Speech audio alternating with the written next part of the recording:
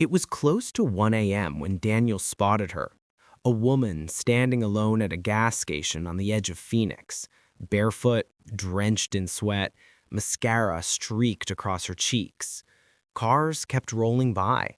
People glanced, then looked away. No one stopped. Almost Daniel didn't either. His 8-year-old son Noah was asleep in the back seat after a long day.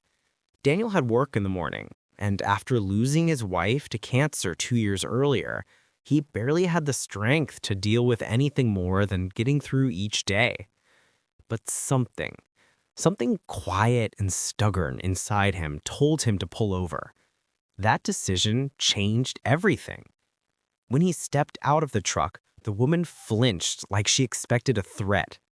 "Hey, I'm not here to bother you," Daniel said softly. "You okay?" "No," she whispered, her voice breaking. "But I don't want help." Her clothes looked expensive, but torn. Her hands were trembling. She seemed terrified, exhausted, and completely lost. Daniel noticed her trying to hide a bleeding foot. "You're hurt," he said. "Look, I can call someone, or I can give you a ride somewhere safe. I've got a kid asleep in the car, so I promise I'm not here for anything else." She hesitated, then nodded. Inside the truck, she stayed quiet, staring at her shaking hands. "Where do you live?" Daniel asked gently.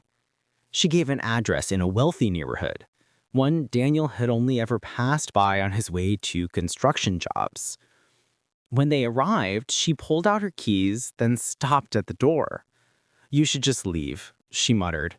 "People like me, we don't expect kindness. We expect a bill." Daniel shook his head. "Not tonight. Take care of yourself." And he left before she could respond. The next morning, Daniel was repairing tires at the small shop he worked in when a sleek electric sedan pulled up. Out stepped the same woman. This time in a clean blouse, her hair neatly tied back, but her eyes still swollen from crying. "Daniel?" she asked. He froze. Yeah.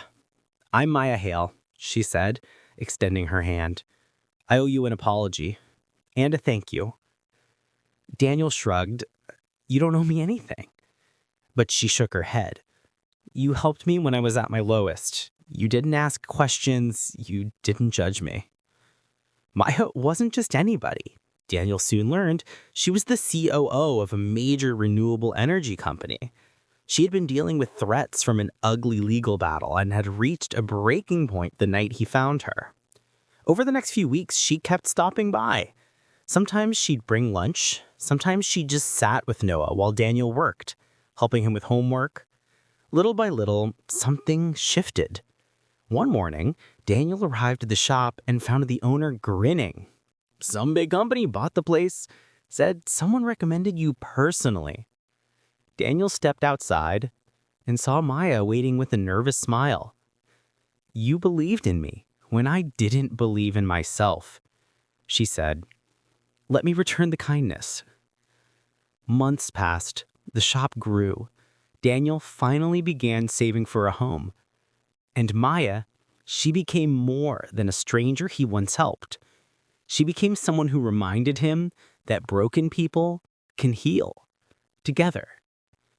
If this story touched your heart, don't forget to subscribe to Truth Lines USA for more stories about kindness, courage, and second chances.